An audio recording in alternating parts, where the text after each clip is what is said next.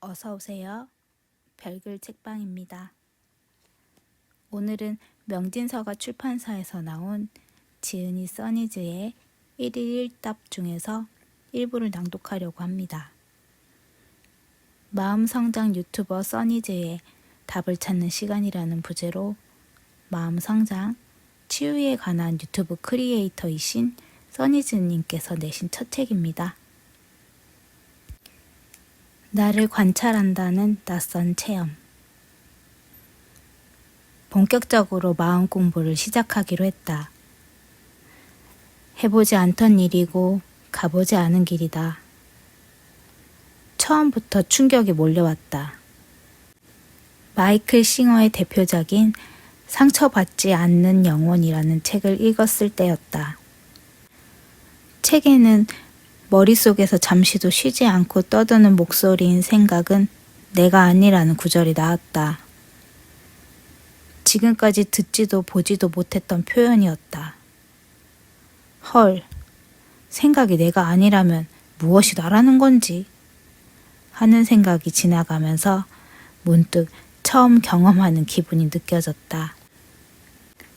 그런 생각을 하고 있는 나를 지켜보는 의식과 언어의 형태로 머릿속 소리에서 들려오는 생각이라는 것이 처음으로 분리되는 것을 경험한 것이다.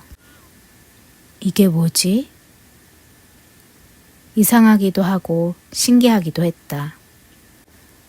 확실히 생각을 지켜보고 있는 무언가가 있었다. 이 순간 전에는 내가 생각을 하고 있기 때문에 생각이 곧 나라는 사실을 믿어 의심치 않았다. 그래서 그 어떤 이상함도 느끼지 못했다. 그런데 생각과 그 생각을 지켜보는 무언가가 분리되는 체험을 하는 순간 나라고 알고 있던 모든 개념이 무너지는 것을 같이 경험했다. 모든 것이 온통 혼란스러워졌다. 생각을 하지 않으려고 노력하기 시작했다. 하지만 나의 의지와 상관없이 생각은 자동적으로 떠올랐다. 확실히 생각은 의식적으로 할 수도 있지만 의식하지 않을 때도 자동으로 떠오른다. 그래서 관찰할 수 있는 대상이 될 수 있었다. 그렇게 보니 생각뿐만 아니라 몸의 감각과 행동들도 분리된 상태로 관찰이 가능했다. 관찰 가능한 것들은 모두 대상이었고 그 대상을 관찰하고 있지만 관찰되지 않는 주체가 있다는 것도 알게 되었다. 이상하긴 하다. 그런데 어떻게 이런 게 있을 수 있지? 여태 이런 사실을 모르고 있었다는 게 더 이상했다. 관찰하면 신기한 일들이 일어났다. 이 일은 필름처럼 굉장히 빠른 속도로 진행된 경험이었지만 쉽게 사라지지 않았다. 이 사건 이후 나라고 믿었던 것들을 곰곰이 관찰하는 시간이 점점 늘어났다. 나는 내가 알고 있던 나라는 인간에 대해 그동안 1%도 모르고 있었던 것 같았다. 항상 의식적으로 생각하고 의식적으로 행동한다고 믿었지만 무의식적으로 행동하는 시간이 훨씬 더 많았다.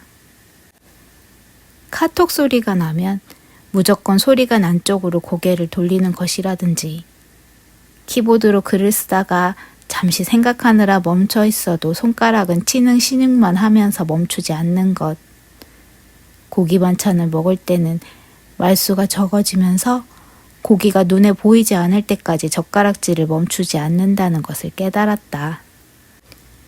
이렇게 관찰을 계속하자 감정들도 관찰할 수 있게 됐다.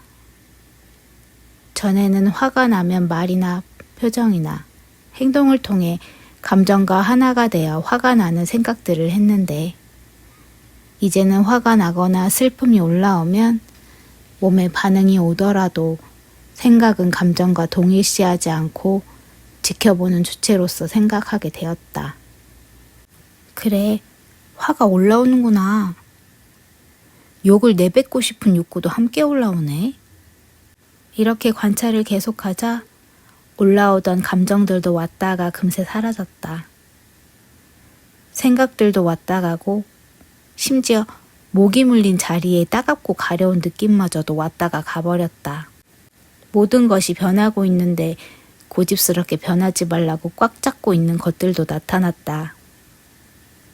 행복하길 원하면서도 행복하지 않은 채로 결핍을 붙잡고 있었고 이미 지나간 일들인데 상처로 남았다면서 봐줄 때까지 놓지 않고 있었다.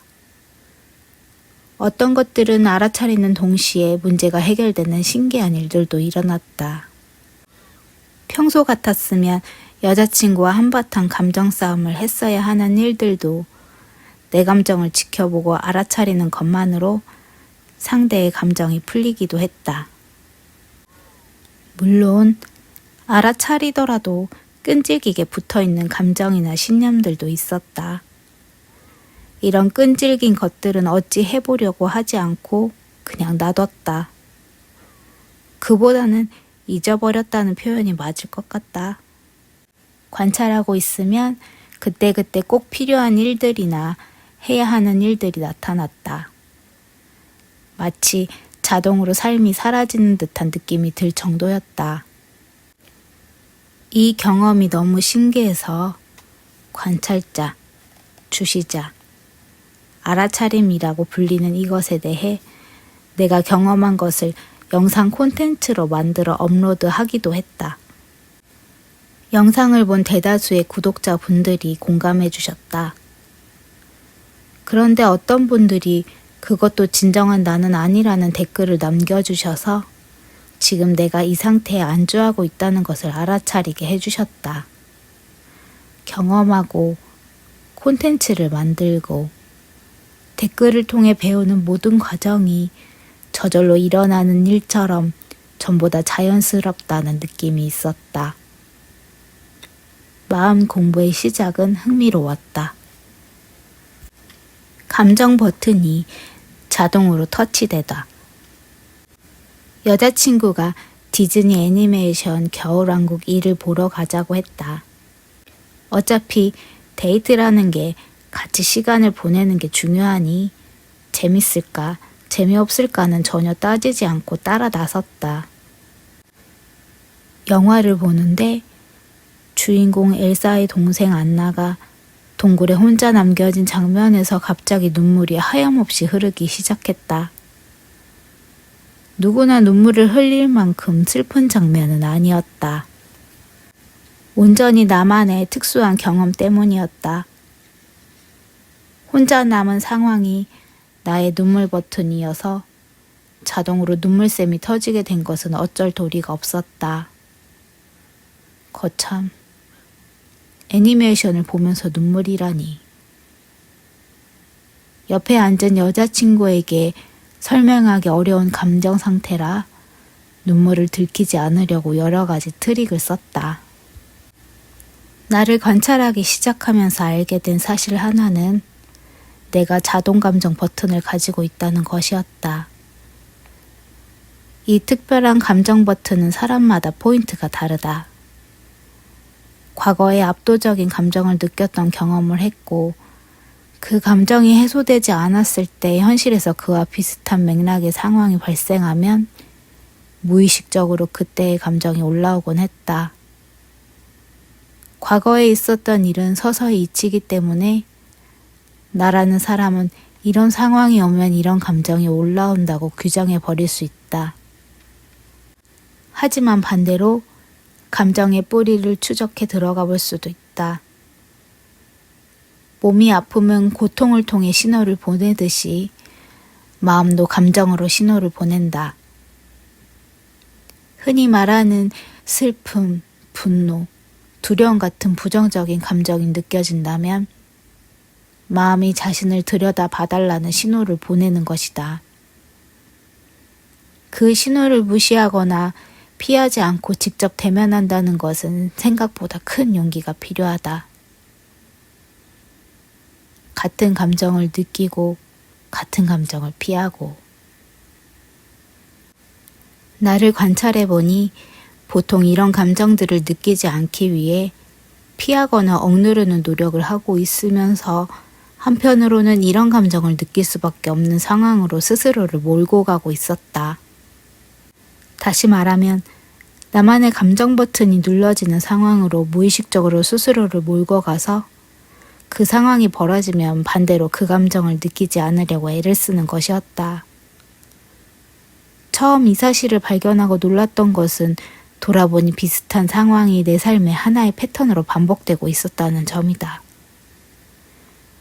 주기적으로 같은 맥락의 상황이 벌어졌고 같은 감정을 느꼈고 또 그 감정을 피하고 있었다. 예를 들어 사람들과의 관계에서 조금 더 친해지고 더 깊은 관계가 되려고 하면 두려움을 느끼고 내가 먼저 상대를 피하거나 거리를 유지했다. 지금까지 사귀었던 이성 친구들과의 이별은 대부분 내가 먼저 피하면서 벌어졌다. 왜 그랬을까? 버림받는 것에 대한 두려움으로 인해 일어나지도 않은 일을 미리 상상하다가 버림을 받고 외로움과 슬픔을 느끼기 전에 스스로 피해버리는 길을 택했기 때문이었다. 무의식적으로 헤어질 상황을 찾고 있다가 결국 찾아내는 일이 많았다. 그렇게 이별의 상황을 만들고 버림받을 가능성을 없애버리는 찌질한 일을 반복했다. 그런데 이 찌질한 패턴과 감정은 무엇을 들여다보라는 신호였을까? 배신당하지 않기 위해 먼저 배신하는 행동은 오래된 상처에서 비롯된 것이었다. 부모로부터 버림받고 혼자 남겨진 경험을 다시 하고 싶지 않았다. 이 경험에서 비롯된 감정은 마주하기 싫은 감정이지만 마음은 그것을 들여다보고 치유하라고 계속 반복해서 신호를 보냈던 것이다. 하지만 그동안 제대로 들여다보지 않았다. 그것을 고통스러운 일이라고 믿고 있었기 때문이기도 하지만 그것이 하나의 패턴이라는 것을 알아차리지도 못했기 때문이었다. 나의 행동과 감정, 생각을 관찰하면 자연스럽게 이런 패턴이 보인다. 그동안 나를 관찰하지 않아서 알 수 없었을 뿐이다. 알아차린 패턴을 바꿀 수 있을까? 물론이다. 이미 마음이 신호를 보내고 있었다는 사실을 기억해야 한다. 부정적인 감정이라고 생각했던 것들이 사실은 나를 위한 감정이었다는 것을 알아야 한다. 그렇게 나를 신뢰하게 되었을 때 우리의 삶도 신뢰할 수 있다. 그때 삶은 우리의 모든 상처들이 사실은 축복이었음을 느끼도록 인식의 전환을 선물할 것이다. 또한 그동안 피하려 했던 감정들을 온전히 끌어안을 용기를 줄 것이다. 그러면 모든 부정적 감정들에게 감사하게 되면서 기쁨이 솟아나는 것을 느끼게 된다. 피해야만 했던 감정과 기억이 감사한 일로 전환되면 반복되던 패턴에 대한 자신의 대응이 달라지는 것을 느끼게 될 것이다. 경험에 의하면 이성을 만나면 배신당할 것 같은 두려움에서 파생된 집착이나 심한 질투심이 믿음과 허용으로 바뀌면서 자신과 상대 모두 편안함과 안정감을 느끼게 했고 사랑이 늘 잔잔하게 존재해 만족감이 커졌다. 이 밖에도 다양한 감정이 떠오를 때마다 서프라이즈 파티에서 숨겨놓은 선물을 찾듯이 호기심 어린 마음으로 살펴보기 시작했다. 이처럼 마음 공부는 내가 변화하고 싶어 한다는 사실을 확인시켜 주었다. 밀어놓으면 상처를 낸다. 사는 동안 짧은 순간이라도 힐링하는 시간이 있어야 하루하루를 견뎌낼 수 있다. 써니즈 채널의 구독자들 역시 각자의 하루 중 할애된 힐링 시간을 갖기 위해 채널을 방문하는 경우가 많다. 나는 그것을 알고 마음이 편해지는 방법을 담은 영상을 자주 만들었다. 나도 그 작업을 하면서 마음이 편안해지는 힐링 시간을 갖기도 한다. 어느 날 영상을 만들다가 눈물이 나네요 라는 제목을 단 썸네일을 올린 적이 있었다. 이것은 구독자에게 힐링하는 방법을 안내한다기보다 내 마음의 상태를 그대로 표현한 것에 가까웠다. 이전과는 방향의 결이 달라서 관심받지 못하면 어쩌지 하는 두려운 마음이 있었다. 결과는 정반대였다. 그 무렵 올린 영상 중에서 가장 빠른 속도로 조회수가 올라가는 것을 목격했다. 예상과 달리 내 상태를 그대로 보여준 것에 공감해 주시는 분들이 많았다. 나는 왜 그동안 하지 않았던 방향의 제목을 붙였을까? 감정을 허용하는 방법에 대한 영상을 준비하다가 내가 느끼고 있는 조회수에 대한 불안한 감정을 허용하고 끌어안았는데 갑자기 눈물이 나면서 편안해지는 경험을 했기 때문이었다. 하지만 지금 자신의 솔직한 감정 상태를 제목으로 붙이면서 사실 겁이 났다. 아무도 공감을 안 해줄 것 같아서였다. 이거 폭망일 수도 있어. 두려운 생각이 들었다. 왜냐하면 본업이 유튜버이기 때문에 조회수는 곤대의 월급이다. 직장 다니던 시절에는 회사가 나를 먹여 살렸지만 이제는 구독자들이 나를 먹여 살린다. 그런데 조회수가 주는 월급은 일정하지 않다. 회사 다닐 때처럼 때가 되면 들어오는 것이 아니다. 이 사실은 늘 나에게 변화에 대한 두려움을 안겨주었다. 아, 폭망하면 어쩌지? 하지만 이번에는 그러한 두려운 생각이 계속 들도록 허용했다. 두려움과 편안함이 공존한 상태에서 감정을 애써 좋은 쪽으로 바꾸려 하지 않고 느끼는 그대로 허용했다. 그러나 결정은 변화하는 쪽으로 했다. 결정을 내리고 일을 진행시키려는데 생각이 그 두려움을 인지하고 지금이라도 바꾸자고 속삭였다. 이때 마음 공부에서 배운 내용이 생각났다.